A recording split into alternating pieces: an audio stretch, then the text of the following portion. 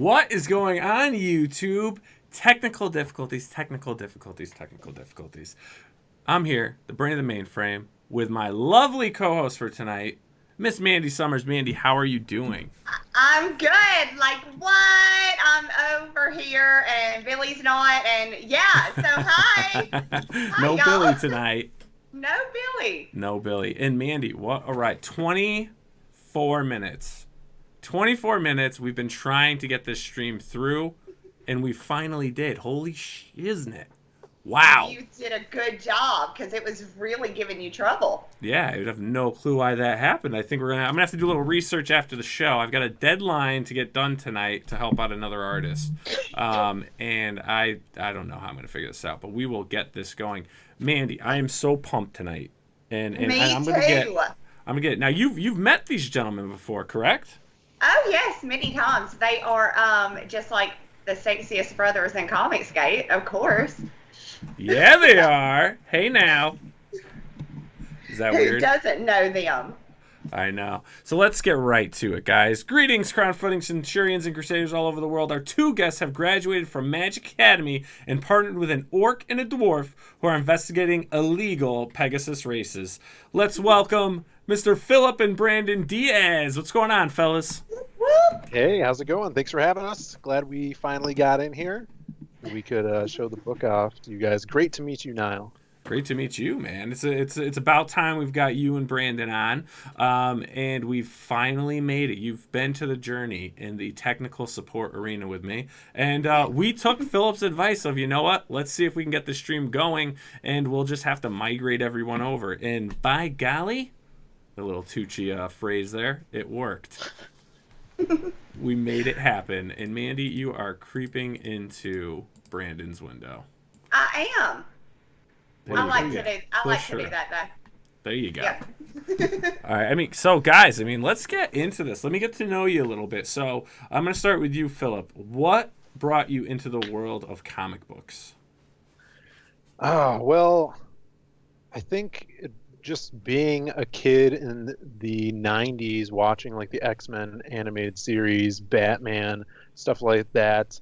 My dad was really into those shows and showing it to us. And yeah, then probably getting my first comics, which were, I would think, at a comic convention I went to really young, picked up some Plastic Man, some really old Plastic Man issues, some early Alpha Flight stuff, and just loving these heroic characters, the stories that you could tell with them, and my brother and I just sitting around creating our own characters out of our imagination. That really led me to becoming a writer. I love writing short stories, did a little bit of poetry also, and just expanding through the ways of escapism through entertainment like comics. Oh, very cool. And Brandon, same question, buddy. Basically the same thing. I'm a little bit older, so I had a little bit different exposure to some of the like pop culture, comic-y, cartoony scene and stuff like that. So I had like Thundercats and Speed Racer and Transformers and stuff like that.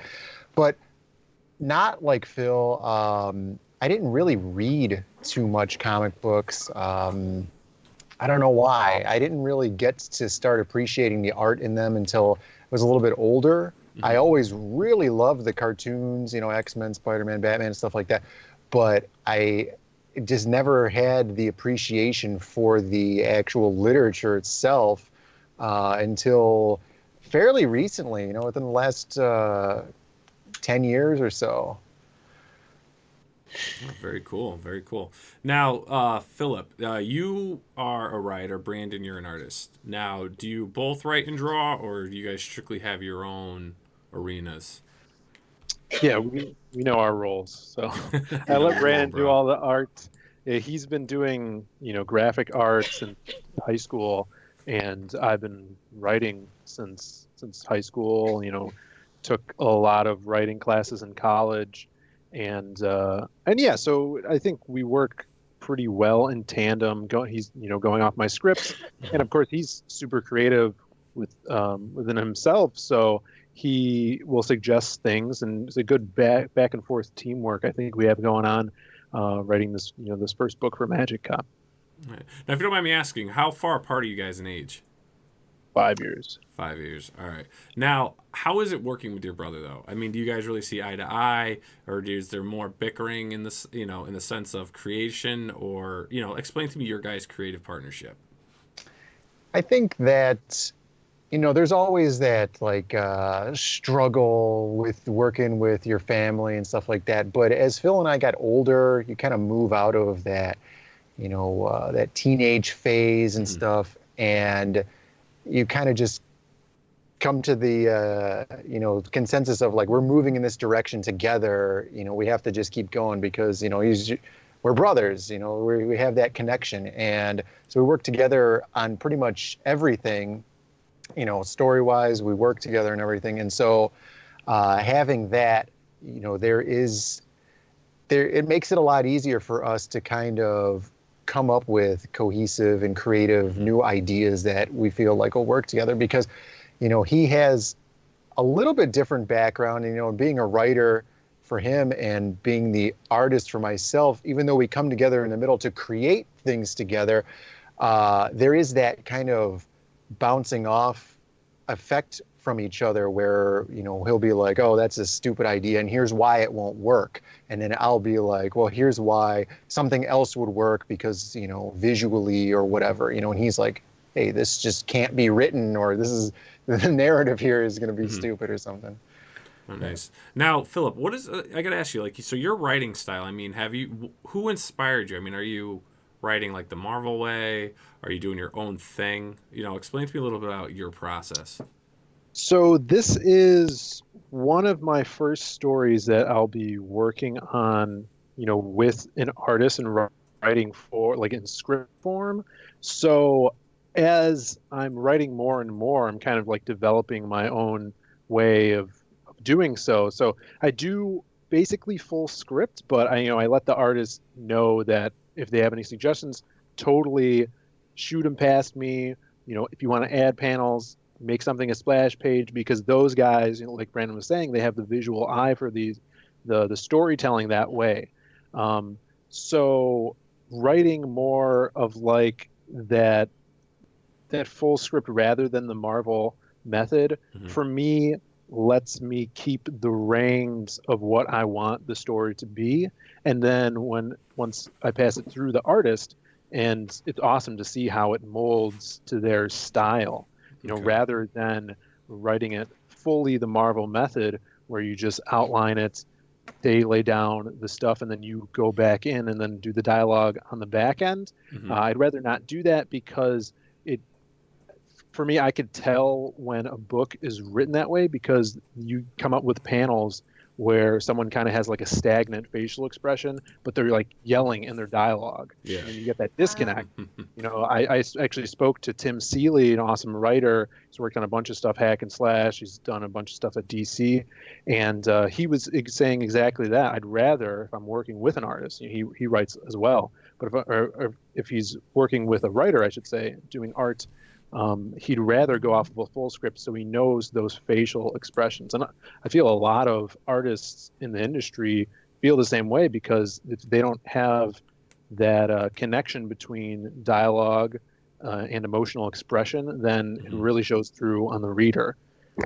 Yeah.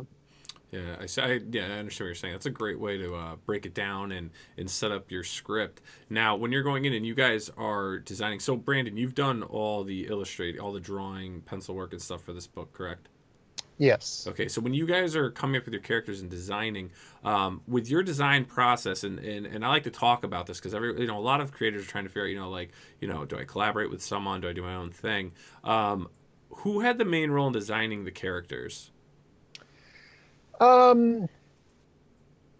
It's hard to say because Phil and I are together so much. You get a lot of we don't remember where these ideas, specifically where, something came up with whatever, I do remember some things, for example, Magic Cop's jacket, we wanted to go with that Sonny Crockett from Miami Vice looking thing, but I put some thought into it and really wanted to bring some like old world clothing design in there. So he has the wizard sleeves, and he kind of has like those front tails on the front of his jacket. And so there's a lot of little things Phil will throw in there from here.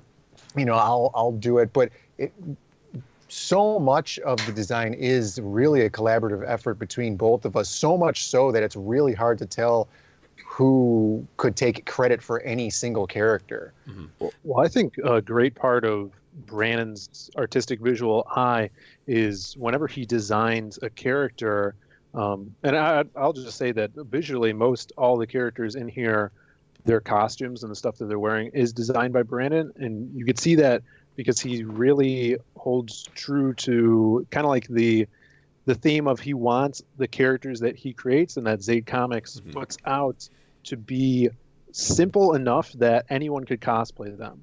So when we're at conventions, hopefully in the future, we could see people easily cosplaying these characters that we create. And, Brandon has talked to me about that, talking about like in newer video games and stuff like that, you get too complicated outfits and things are kind of redundant and ridiculous that you can't easily accomplish making.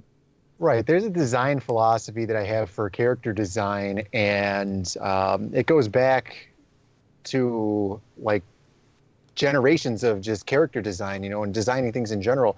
The simplicity of a character is what makes a character iconic. If you have something so detailed and so, outlandish, it's going to be hard to exactly remember, what this character is from. And so for me, my character designs are generally, like Phil was saying, like the simplicity, taking into account if people were going to be able to cosplay them in the future. And one of the most important things for me is if you were able to take that character and distill it down to just maybe 2 or 3 colors and just a couple of simple shapes, you need to be able to tell me who that character is.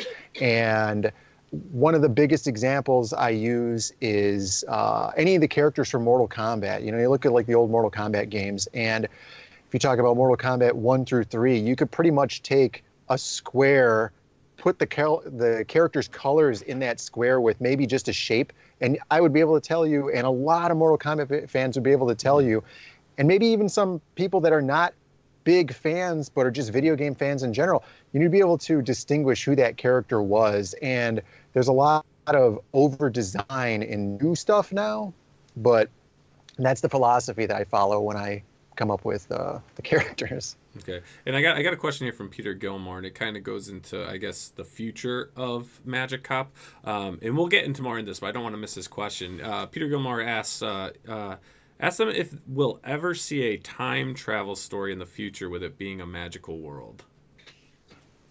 That would be really cool, like going through different decades. We actually, I would say yes, because we kind of have a past version of the story dealing with a specific character and his adventures in the past. So there is a definite time frame where the aesthetics wouldn't always be in this 80s vibe.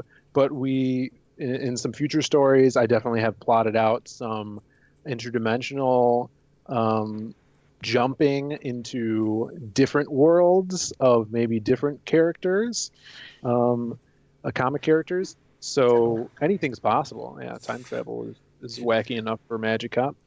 Yeah. Brandon's trying to distract people by making his screen blurry. Yeah, I don't know what's... Post your hand. I thought he was giving a high five. I did too. I put my hand up. Yeah, I thought we were doing a high five. There's a thing on Skype that you could have to blur your background. I gotta turn that off. It was looking cool earlier. The background was blurry. I'm like, you get a new camera? Hey, it's fancy. Look at this guy. He's a fancy one. You just gotta focus your camera. Like, put your hand in front of it and give it a second. All right, now make a fist. Put your index finger up. Simon says.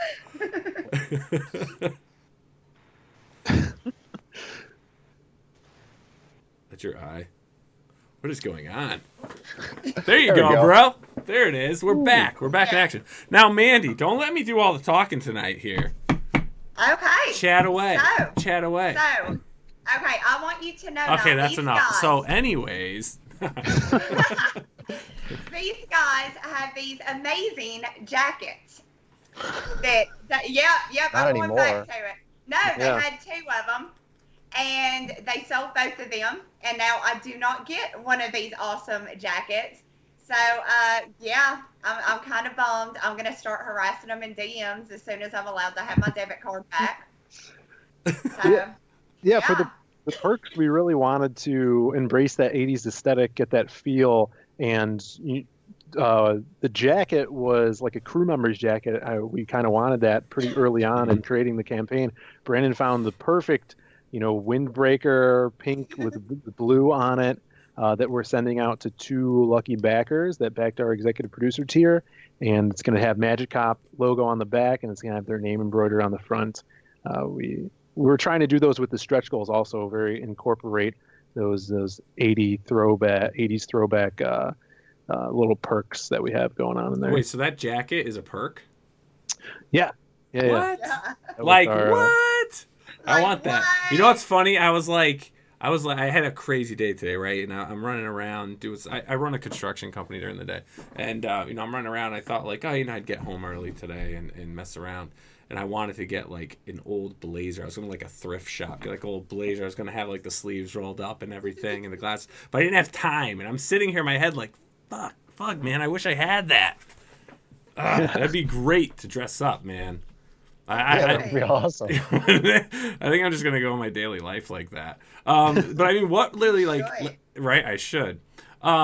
What inspired you guys? I know you talked about it briefly, but what inspired the whole '80s design?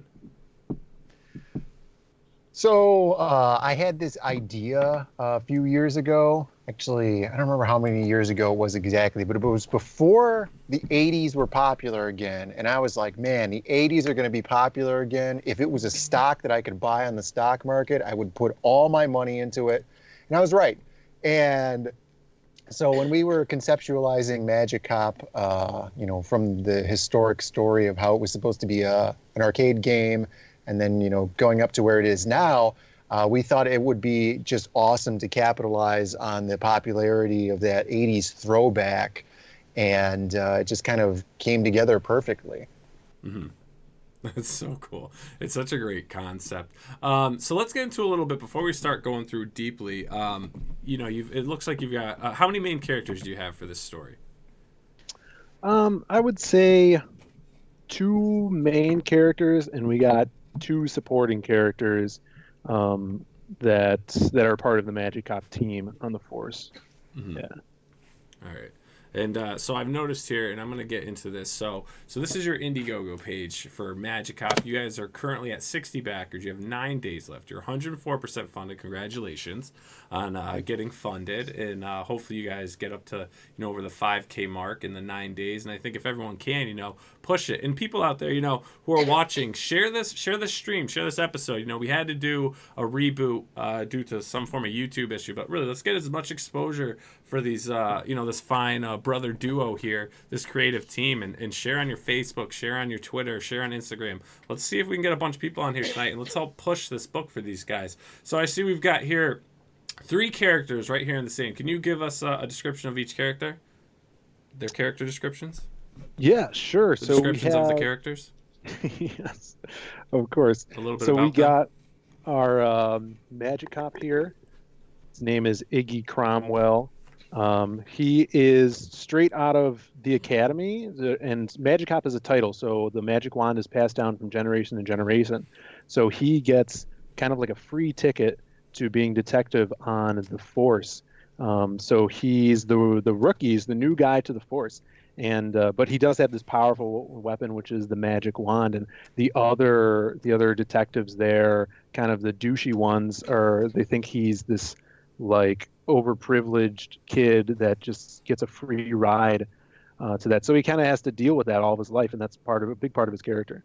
We have Grey Wolf, who is kind of the opposite. He's been a detective all his life. He's very decorated. He was really gung-ho about the job, but something happened in his life that was tragic, and now he's over it. He doesn't care about the job anymore. He's ready to retire, and he's stuck in this perpetual state of being this wolf man. And then also on that beautiful cover is Helly. She is the sexy, flirtatious witch that is on the team. She goes undercover as a prostitute. She's also another character that uses magic throughout the comic. I always tell people that she has this pocket cauldron that she pulls out. She can whip up spells for the team. And yeah, those are the three main ones. We have another one that's later on down in the campaign. His name's O'Hara. He's like our big body character. And we really wanted to, since this originally was going to be an arcade game, the characters are kind of based around that archetype of a side-scrolling beat 'em up, like Bad Dudes, Final Fight, Streets of Rage. So we have, our two regular characters, even though they're not very regular. And then we have our female character, who would be your faster one, and then our big body character, who is O'Hara. He's a half leprechaun, half giant. Nice. Very cool. And what I want to do real quick is, for anyone that hasn't seen it, I'm going to play the video from your Indiegogo campaign. Now, just so you guys know, obviously everyone watching will hear this video. You guys on our end will not. But let me play this really quick for anyone who hasn't seen this and this is your first time checking out Magic Cop. Baby time, y'all. Of Magic Cop, our newest graphic novel from Zaid Comics, live here on Indiegogo. So jump in on the action with us with this trailer right now.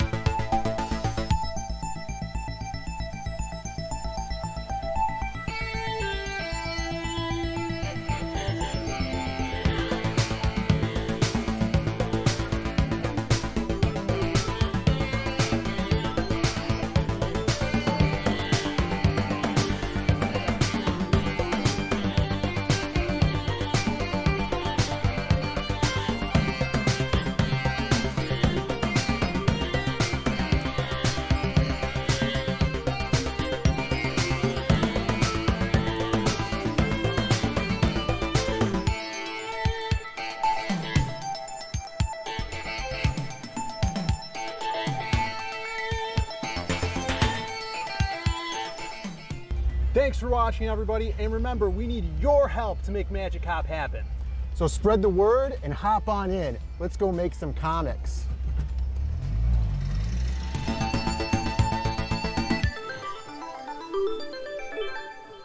That's some smooth shifting in that Viper.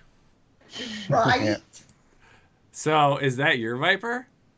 That is my car. Peter Gilmore. That is my car. That is your car. A success we have here. So And I know I've said it a million times before, guys, but that is literally like the best video. I love the music in that. It is so totally tubular, guys. it is.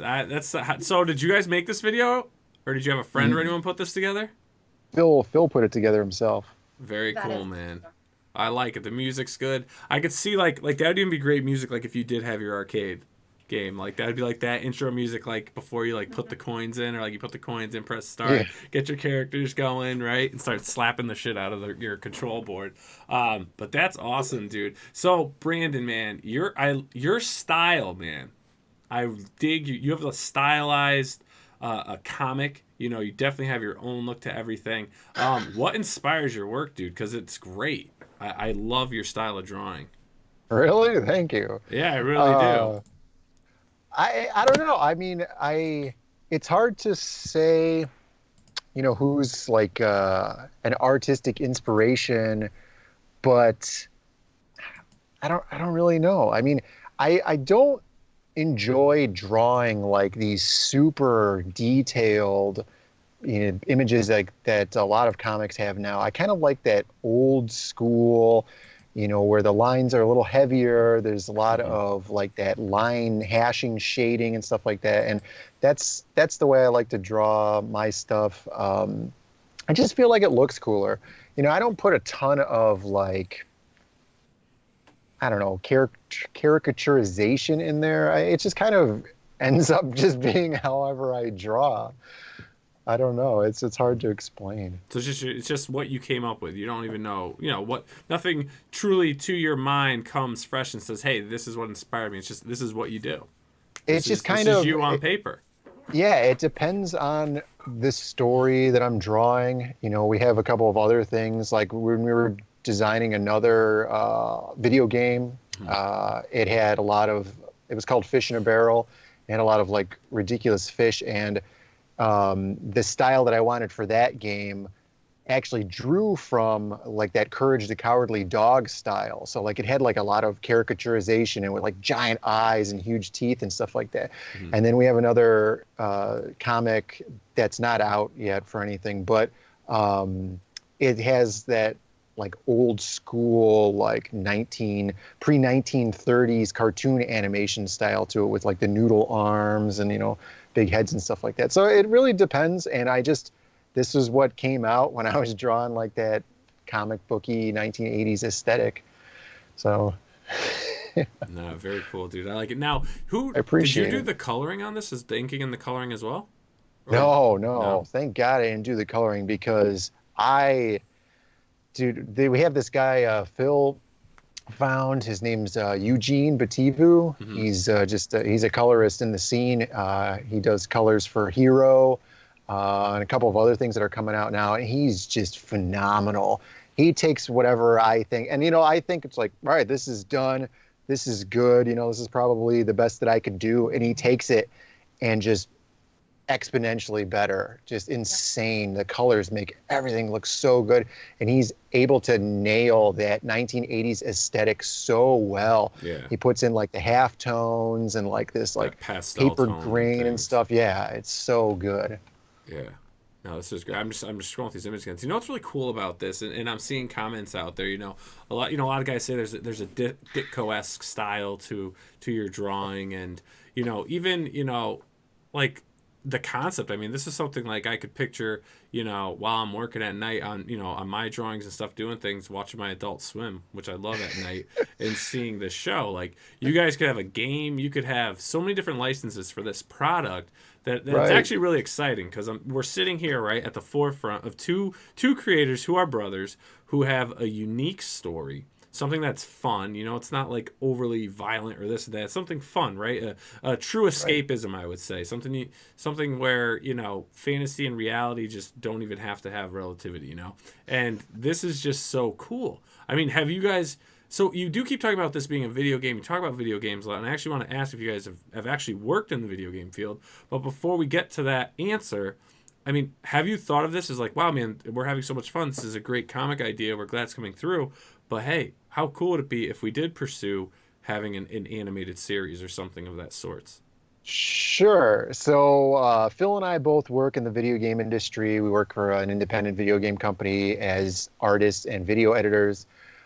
So, like, I don't know if you've heard the story of the inception of Magic Cop. It was kind of like an off-the-cuff joke about somebody had ordered a product from us, and they wanted a marquee for it or something like that. And I couldn't exactly remember what it was. And I was just like, oh, they wanted a marquee for Magic Cop.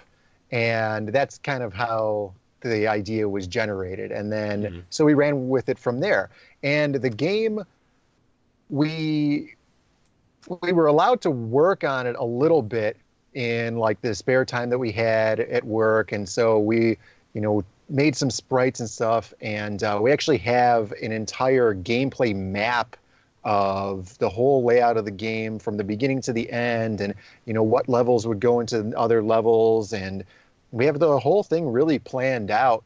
But when the game wasn't greenlit because other projects took precedent, we had to, well, I mean, we didn't have to, but we just kind of thought, hey, these characters are way too cool. And, we used to do comic book stuff. Why don't we see if we could actually produce this comic book ourselves? And we were on a stream last night with Red Gaze and, am I still there?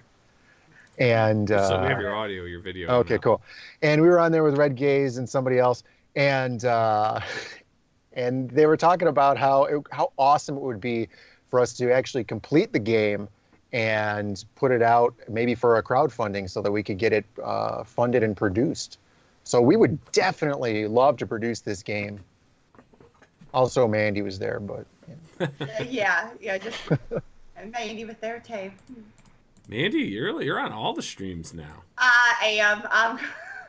I'm everywhere. Nobody can get rid of me. I just keep. I'm in your face all the time. Yeah. That's cool, guys. So Mandy, again, I don't want to, if you have any questions or anything you want to chime in, by all means. Well, I just want to say that, I want to see this game happen. I think they need to crowdfund. Mm-hmm. Because I know there are a ton of people that would back that to see Magic Cop become a game. That would be like the coolest game ever. Especially once you get into the story of Magic Cop. It's so original. It is so awesome. I just absolutely love everything about this book.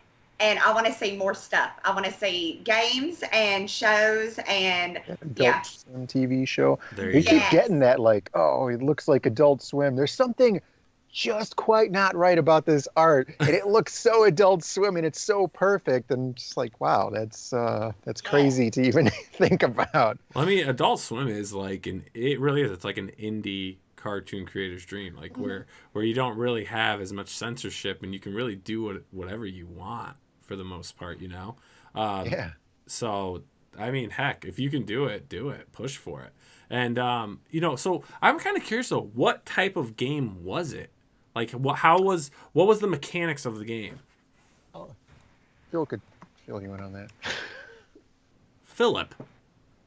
Oh, we can't hear Phil. So it was a side-scrolling beat 'em up that's kind of a genre of game. So that's in the vein of like Final Fight or Double Dragon or Streets of Rage or something like that.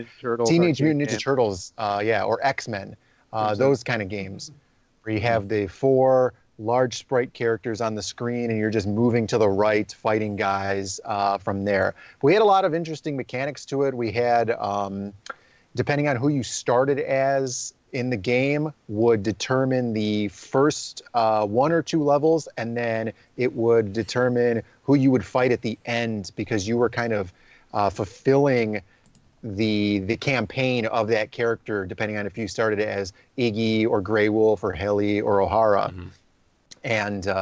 And then so that's where we came up with and fleshed out all of our boss characters too, and which turned into like main antagonists for the comic book. Oh, cool. That's so cool. Now, are you actually going to try to make this a true arcade game or just an arcade style game? Well, Would it be like mobile platform or actually a console? So it's a bit of a bias because of where we work. Where we work and we helped open the world's largest video arcade.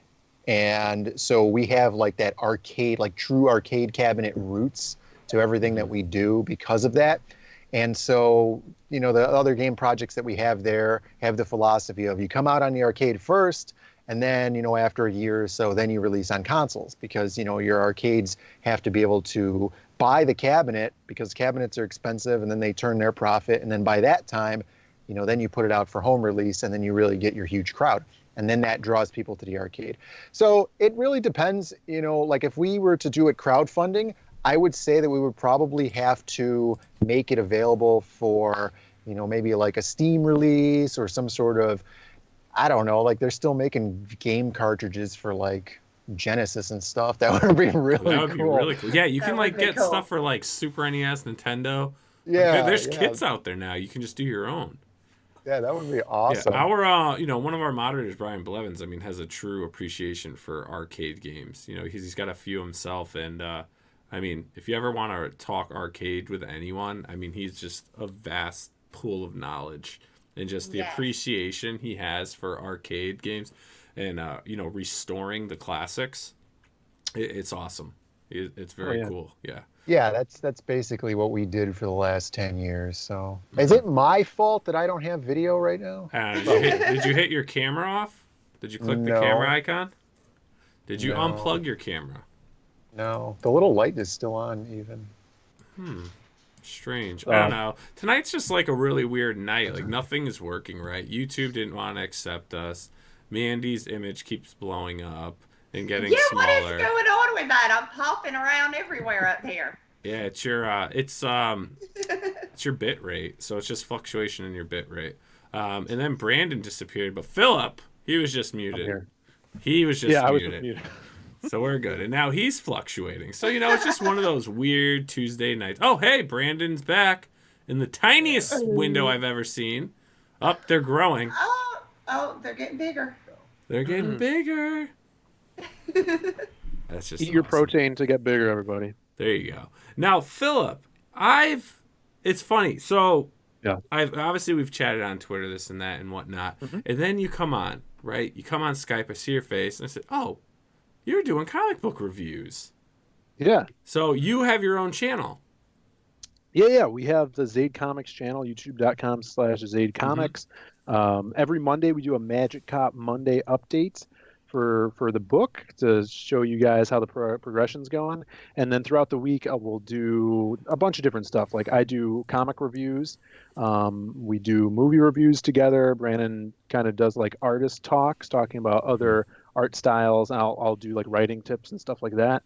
And we talk about video games too. So we're trying to branch off and grab, our comic audience and kind of introduce them into some new stuff, talk about different video game news and, whatever we have that week to talk about is what we put up. We do live streams too. Like I letter the book, so we'll do lettering streams. Brandon will be drawing on his tablet, stuff like that. Yeah. Oh, very cool. What Yeah, kind of and tablet are I've you seen drawing a on? lot of their stuff, and it's really, really good. Like, really, really good. Their YouTube is awesome. Thanks. Yeah, very Yeah. cool. And please, feel free to share that, with everyone. Any of our moderators out there, if you want to put a link to their YouTube channel in the chat, that'd be great. And Skype is definitely being weird. Don't use Skype; it's terrible. Yeah, but it's still. Some of these all these streaming services have ups and downs, man. Yes. Google just needs to make one good one that OBS works with and be seamless. That's it. But they're not doing that. So that's another thing we all have to rally for. Brandon, Go. yeah, exactly. So you guys should work on that. Work on a new streaming service while you're at it. Yes. But Brandon, maybe you know this, Frank Amazing, but Brandon looks like an actor. There's an actor I'm trying to think of that you look like. He must be very good looking then. Oh, indeed, my friend. I think Indeed. Joe Pesci, right? Yeah, Actually, just a like little Joe bit Pesci. like Joe Pesci. Crushed velvet Come suit. on, Frank Amazing. You're good at this. And now I'm drawing a blank. I know the guy's name too. It's on the tip of my tongue. But what are you going to do? All right. So, Phillip, it will come to me and we'll shoot it out. You gave me a couple images, so I'd like to pop those up. I'm going to pop up the first image that you sent me, which is going to be a print for the backers out there. And what do we have here? You're going to have to let me know which print it is. So this was the first... Yeah. Oh, you got it. Yeah, so this is Vic King is an awesome artist in the Comicsgate community, and he actually did this fan piece for us the first day we launched. And it's funny because this character that he drew, her name is Madam Sith, and we haven't shown her at all until on the launch page. So I guess he gravitated towards this character. She's the leader of the prostitution ring in the city that the Magic Cop team has to go in and take in for questioning. She's kind of like this Gorgon, Medusa type character that Brandon did. She was one of the first bosses that we created for the game, and she's in the book. So he drew this was awesome. I didn't realize that it was even fan art. I thought someone like had a character that had the same design, and I was like, oh no, that's so horrible. But he tagged us in it, and it was fan art. And so we're actually giving this away to anyone that backs the book while we're on stream tonight. And we could do that, even off stream until tomorrow morning. Whoever backs tonight will get this print for free. It's going to be colored by our colorist, and yeah, we wanted to offer it because we love helping out the community and just bringing awesome art to the people that support us. Mm-hmm. So we hooked up with Vic, and we got the okay with that. So very cool, man. It's a great print. Now, is this this will stay a black and white print? This is going to be colored. This will be colored. Oh, awesome. Yeah. I can't wait to see that. Yeah, that's going to look awesome colored. Yeah. And now explain, this is intriguing to me. What is the connection here? What do you have this collaboration? Yeah, so for door kickers, I mean, you've had door kickers on right now. Yep, we had them on. Yeah, so we actually met Scott from Door Kickers on some stream. I don't remember who it was. It was Mandy's stream. It was before the weekend before we launched. We went on Mandy's stream, and Scott was there. And just hearing him pitch the book, kind of seeing those similarities that our two books have, where it's this team that's going in and taking out these magical criminals. And I'm like, this is awesome. And he was going on and on about Ted Lehman, this wonderful artist that is doing a bunch of fan art for Door Kickers. And I messaged Scott, and I'm like, hey, we should get Ted to do a crossover collaboration print for us. One side, Magic Cop's team kicking down a door, and then the other side, the Door Kickers coming in.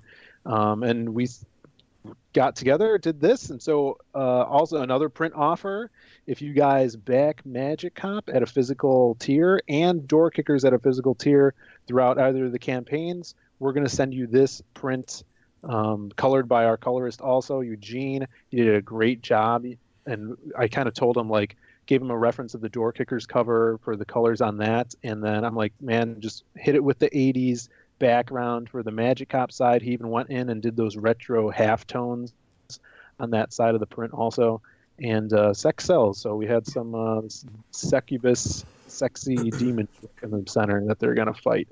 Yeah, no, this looks great. Yeah, this is cool. So who was the artist on this one again? Ted Lehman. Ted Lehman. Yeah, I like his style. This is really cool. And then you gave me a third one here. And this one. So yes, there is a way, if you back tonight, to get 3 free prints. Now the way you would do that is you have Door Kickers backed also, and then you back tonight, so you get that Vic King print. And then also, if you go on to zadecomics.com, sign up for our mailing list, you'll get an email that brings you a secret perk tier, which is our featured perk. It has the book, the 88-page book, and the ash can, and then you'll get this awesome members only prints that Brandon drew and colored by our colorist also. Very cool. Very cool. Now, how did you guys come up with your team? How did you find your colorist and stuff like that? Yeah, so the colorist, we were just,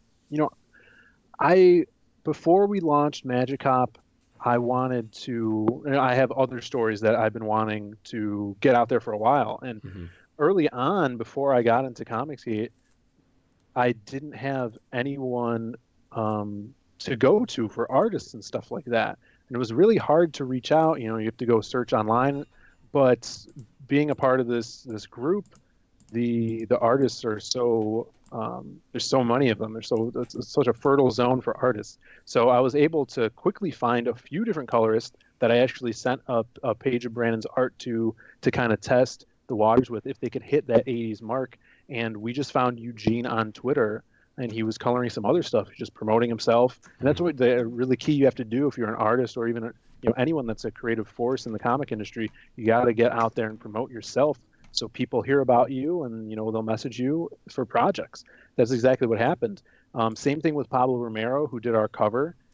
He was promoting a ton, and he's got that awesome 80s vibe. So we latched onto him, got him to do the cover for us. We're really excited. We want him to do some trading cards if we reach some certain stretch goals in the future.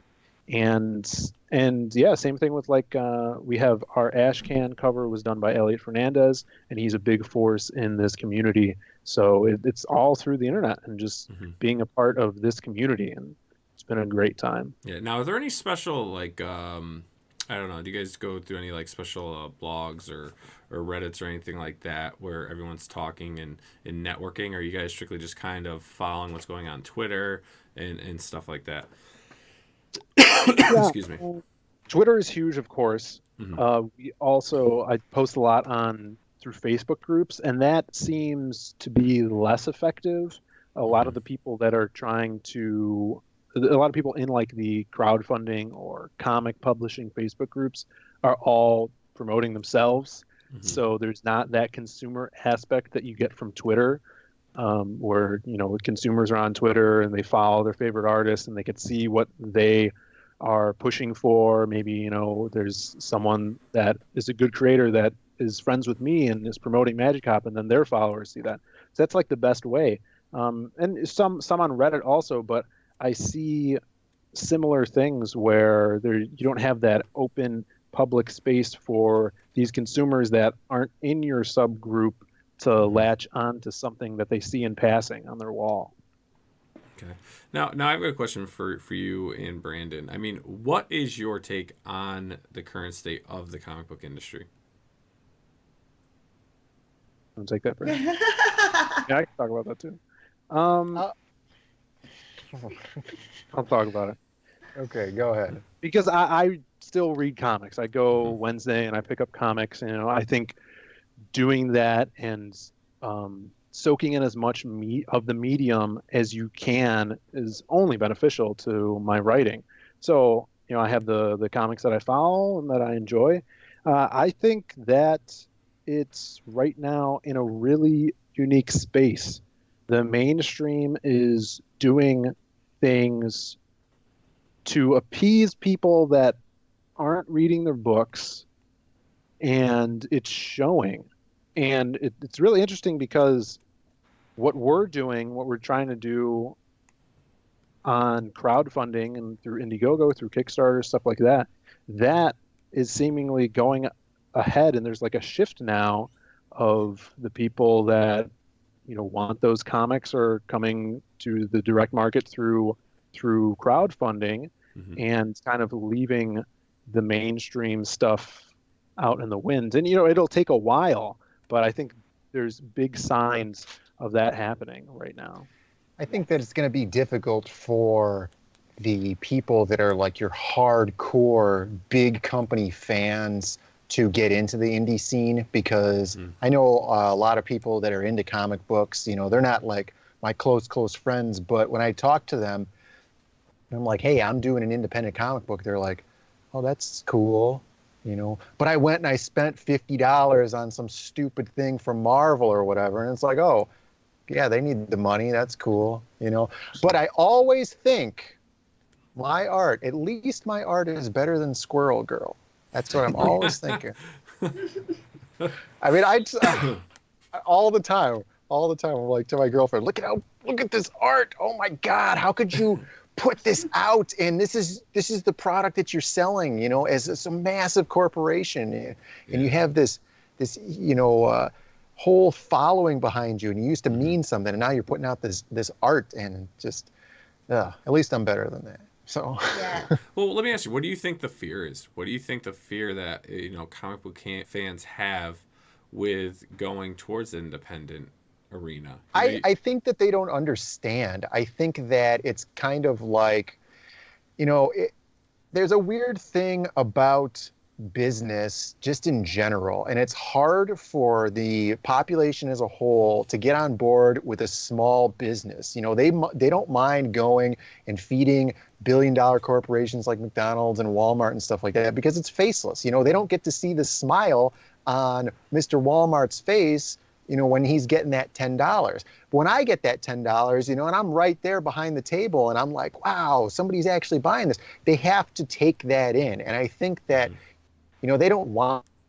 and, for these people that are, I don't know if they're like entrenched into what Marvel or DC or whoever, whatever they're doing, I just think that it's just kind of like they fear change. The population as a whole fears change. And so maybe they don't want to change. They're just used to it. Mm-hmm. So how do you think like indie creators can grow, right? You've got INDIEGOGO you can go on, right? You've got Kickstarter, but you've got other avenues you need to sell. I mean, do you think it's best, it's good for indie creators to, once they hit a certain level of success, try to take their books into distribution? So if Magic Cop's successful, keep doing some more crowdfunding projects and whatnot, and doing your issue, building up maybe some type of consistency, maybe a book every quarter, or however you do it, and then obviously putting it to a trade paperback or whatever you want to do. There's kind of like a common rhythm most independent publishers and creators go by.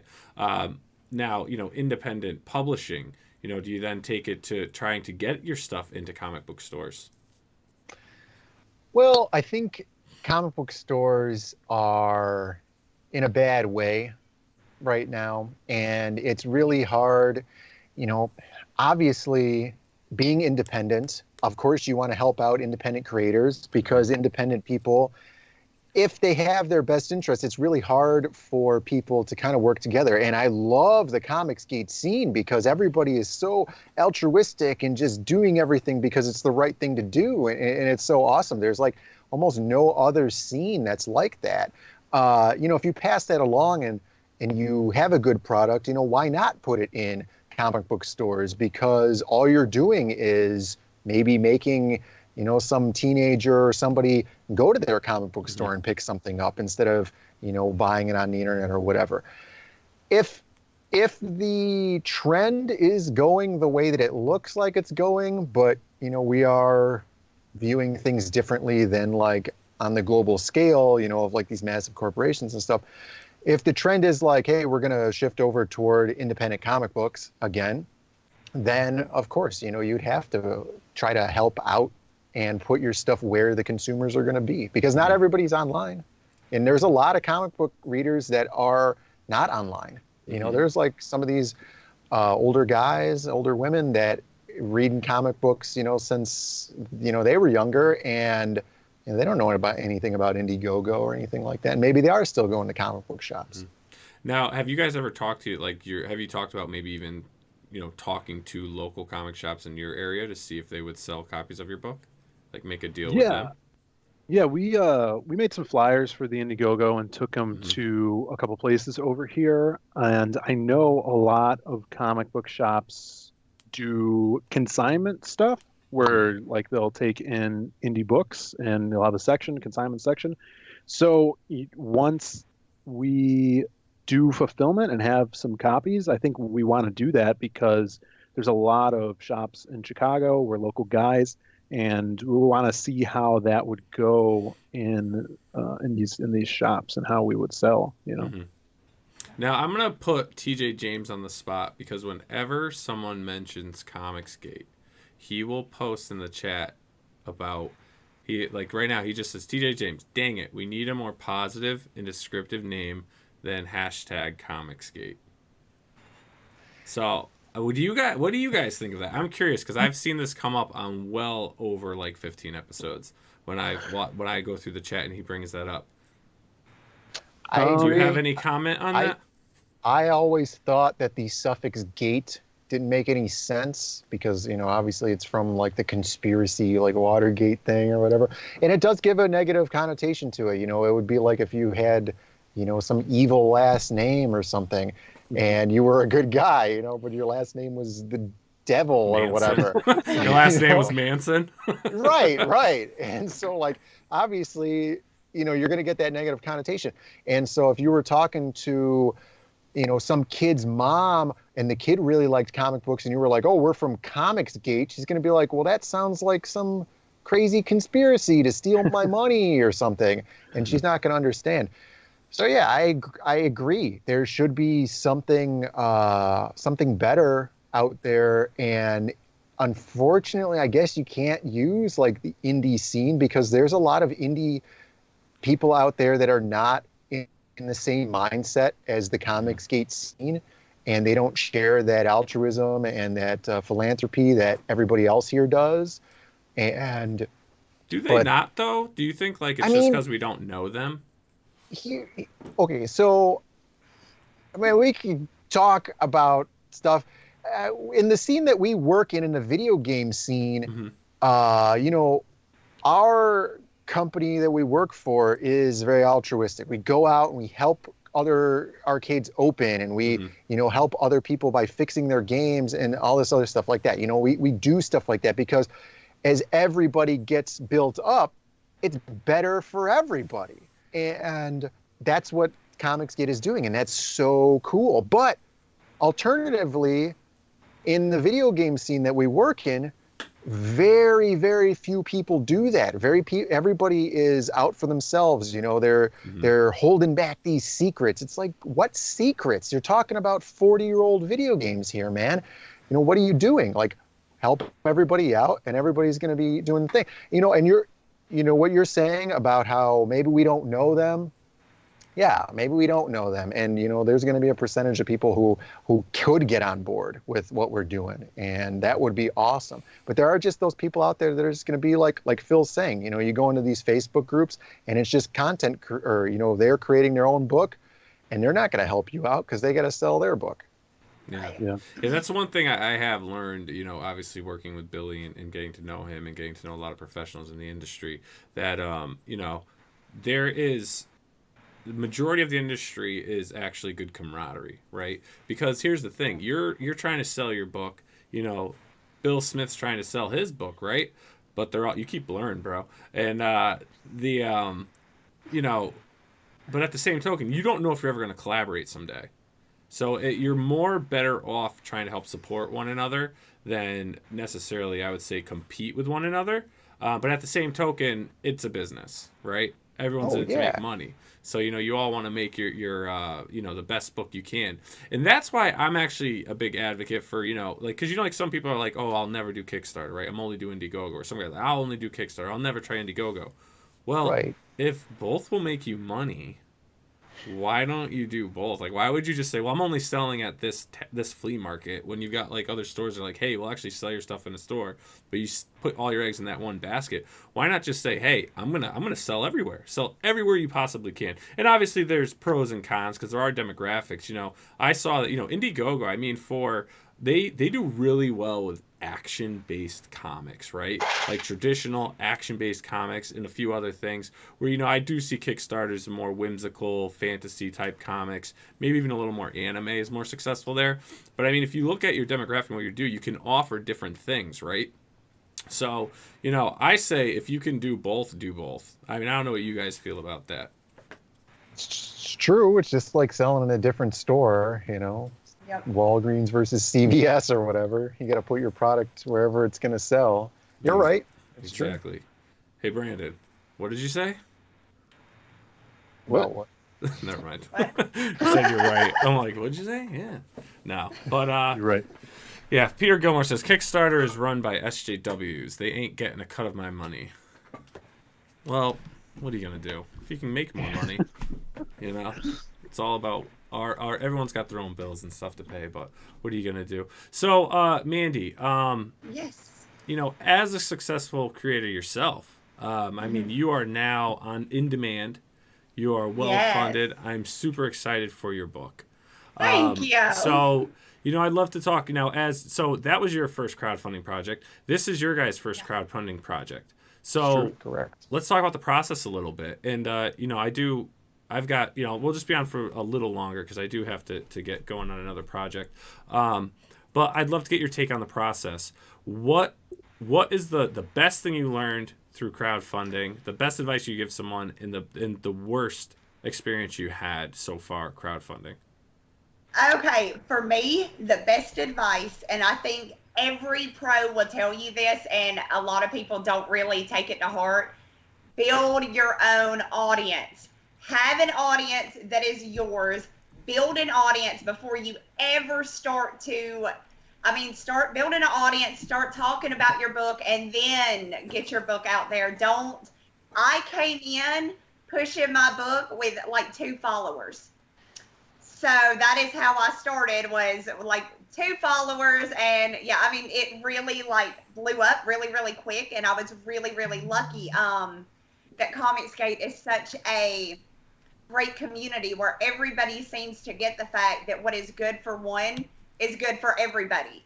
If somebody has a really good book and it does really, really well, that's going to bring more people into Comicsgate looking at other books. So yeah, one person's success is going to end up eventually being your success. So yeah, it was really, really great. So yeah, definitely an audience. Make sure you have that. YouTube is vital. It really is. And I didn't know that coming into it. I was a little camera shy. I didn't like doing the YouTube stuff. So I didn't do a lot of it at first. And as my campaign goes on, I see how important the YouTube side is. You really got to get out there and, you know, talk about your book, talk about other books. It's, you know, so important. And as for what not to do, I don't really know. Everything seems to be going pretty well, so I haven't made a big blunder yet. So fingers crossed that I won't yet. But yeah, definitely get an audience. Get your own audience. You cannot rely on the pros to do it for you. You have to work your butt off for this. But they will. They will help where they can. Absolutely. They will help where they can. And you know what? I've noticed a lot of them will give you a good kind of jump start. You know, they'll give you some plugs. They'll back you. And what's great about it is they'll get you, you know, a few more followers, right? Because look, if you know, if Mandy, you know, starts following me, then all of a sudden her followers are like, oh, who's Nile? Oh, cool. Oh, that's a neat. You know, I'm gonna follow him. You know, and it builds this whole, you know, following. Right? I'm like, this whole following. Yeah. So I think you guys are doing the same thing. I mean, Philip, please chime in on this. Yeah, well, exactly what Mandy said. Like, we were on John Malin's stream before we even launched our campaign. We had a preview page up for Indiegogo, and we were on there talking about the book, showing some art off, and talking about the mailing list. And you know, his big thing was build a following. And even before that, Brandon and I started the YouTube channel, and we wanted that head start, you know, to have over 100 subs before we launched the book. And also, you know, being a part of the community, going into streams, getting to know people, you know, super chatting always helps. So to get your name out there, I was on Antonio Bryce's stream, and he's like, yeah, I remember you coming in months ago and super chatting, talking about Magic Cop, how it's launching in August. You know, getting that, you know, and planting those seeds into this big audience's mind. So when they do see the art and they do see that logo, they're like, oh, I remember that. This guy is, you know, a fan of, you know, Ethan. You know, he's a fan of whoever because I saw him in the chat. You know, I'll check out his book. That's awesome. One of the hiccups we had to deal with was shipping.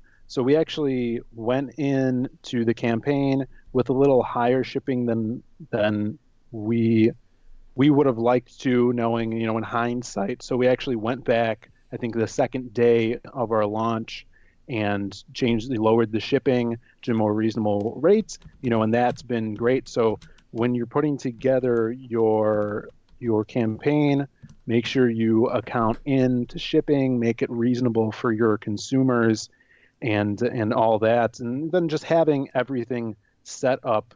I remember last week we noticed that our featured perk didn't have any of the add-ons connected to it, and some Professor Geek pointed it out to us because he was trying to get one of the add-ons, because we allow all the prints that you could get in the book, like the inside covers, you can get them as prints through the add-on section at checkout. And he wanted the uncensored, the naughty prints that show nudity. And yeah. And so we realized that the add-on wasn't on that featured perk, and we were like, oh, kicking ourselves because we had 6 people back that already, and they could have had add-ons on top of that, which is extra money for us to get the book funded. So if you guys are doing add-ons, which I implore you to do, add-ons are great. Make sure they're hooked up to every tier that you have on there. Now, if you guys exceed to a higher count, level of funding, 5-6 grand, does the artist get a bonus? Yeah, we get bonuses. The bonuses are never for the writers. It's only for the artists. Oh, it's actually only for the writers. It's only for the artists, bro. I pay them. No, the whole team gets a bonus at a certain tier. Fantastic. So, guys, this has been awesome. It's really fun talking to you guys. I'm glad to have you on. We have been on for an hour. I gotta get some stuff going, so I do want to jump into a few things. We've got 2 crowdfunding call-out tonights, but a quick shout-out that I want to do is, just want to let you guys know there's still about 35.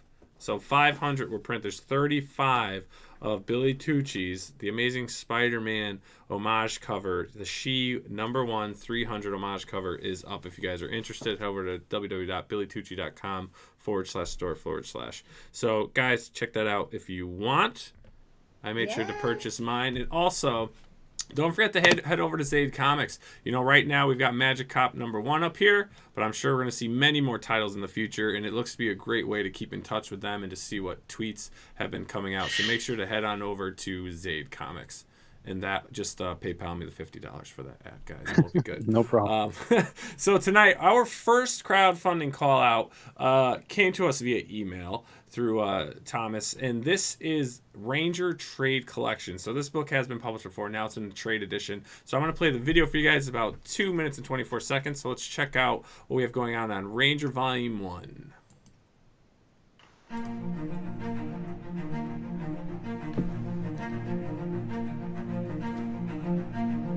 My name is Tom Chalemi. I'm president and CEO of Azure Press. I've been making and publishing comics since the 90s. Ranger was a concept that was thrown out in 2014. We did a limited print run for a free comic book day, making a book that's dealing with the military and history. We wanted to try to make it as authentic as possible. So there's challenges with that, with the dialogue and the military lingo, just to make sure everything was correct and as accurate as we can while telling a great Western fantasy in modern times. I think the most important thing about comics is you want to be able to read a good story and have fun with it. The other thing is I want them to understand a little bit about what our soldiers go through and what they have to deal with. There's a lot more than just being a guy on the ground, here's a gun, go shoot somebody. There's real culture, real history, real things that they have to deal with. There's real problems that come from it. There's things that are going to be with them and their families for the rest of their lives. It affects so many people, and I just don't think that it's a subject matter that's talked about enough. I think a good storyteller has to have an end in sight. Putting it together as a trade is you get the complete story all at once. I also want people that are not necessarily normal comic subscribers or comic collectors to be able just to pick this up, because I think there's a greater story to be told than just a comic on a shelf. I think the difference with this project, I have a proven track record. We have books that have come out over the years. We've been spotlighted. It's not getting funding to do the artwork. I mean, that stuff's done. You can rest assured that the product's going to actually come to market. I think the goal with Ranger is to tell us a story that is believable and realistic and fun, to get points of real validity across as far as issues not only in this country but in the world as well. And this story is just a start of where it will lead, and to discuss other topics of importance, and just to get more and more people involved and share more stories.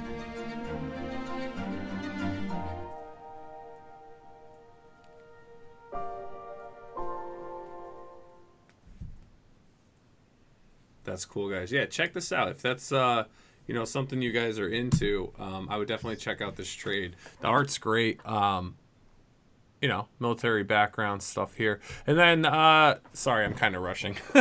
And our next crowdfunding call out, this came to me today. Someone had posted, I know some of you guys in the chat liked it, just asking, hey, how do you get a shout out on the show? So, if you guys got something coming up, shoot us a message, post, tag us in it. If you want a shout out on your book or something, we will do all we can to get it on. So we received a message, and so here you have it. Tribulation Taskforce, Secret Files #1. There's 13 days left. They're 133% funded, so they are a funded book and ready to go. So I highly, recommend checking this out. I did, check it out today since I received the request. The art's awesome. It kind of has a 90s style to it, some great character design, and it has an interesting story arc. So I think it's something you guys should check out, and if you like it, help support them, and this way they can keep their series going. Yes. Yes, absolutely. Indeed, Mandy. Yes, indeed. Like what? You gotta back it. Gotta back it, you heard? So what's in store for you guys? What does the future hold, Diaz brothers? Are you awake, Brandon? Do I bore you, my friend? I'm working on a commission piece for something. Yeah, I am too. Me too. We want to keep Magic Cop going. I know there are a lot more antagonists we have created for the video game, so there's a lot more stories we could do in the city of Ambrosia. And then Phil has some other projects from a universe that we created back, maybe 8 years ago or something for our previous line of comic books. So he wants to, as soon as we fulfill Magic Cop at the beginning of 2020, Phil wants to start the crowdfunding campaign for that one. And then once that one fulfills about 6 months later in the year, then we're going to do Magic Cop episode 2. So we're just going to keep them rolling and see how we can keep knocking those guys out.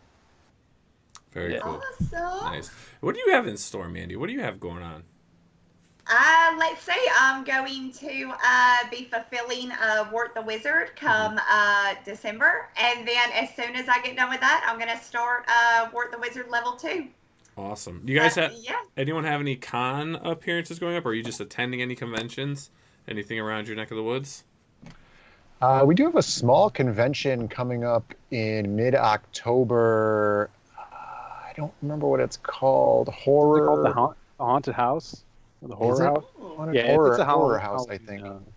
Yeah. One of our That guys, sounds awesome. local comic creator Julio Guerrera is throwing it together. So we're going to be over there, have a table, handing out some Magic Cop stuff and stuff for our next project. It's called The Lost Pages. And then apparently I'm going to be challenging the devil in a guitar battle. I only challenge the devil in fiddle playing contests. So. Oh, wow. That sounds entertaining.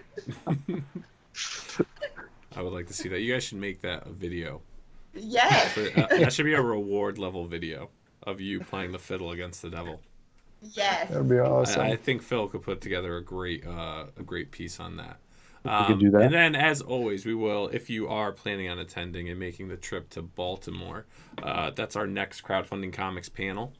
We're in the process of lining up some big names, the bigger names, guys with experience that are going to be attending the convention already to join the panel. And we will be hosting the annual Scotch Con, which is open to everyone that's attending. If you guys want to hang out or whatnot. If you're coming, it would be a joy to have you. What's that?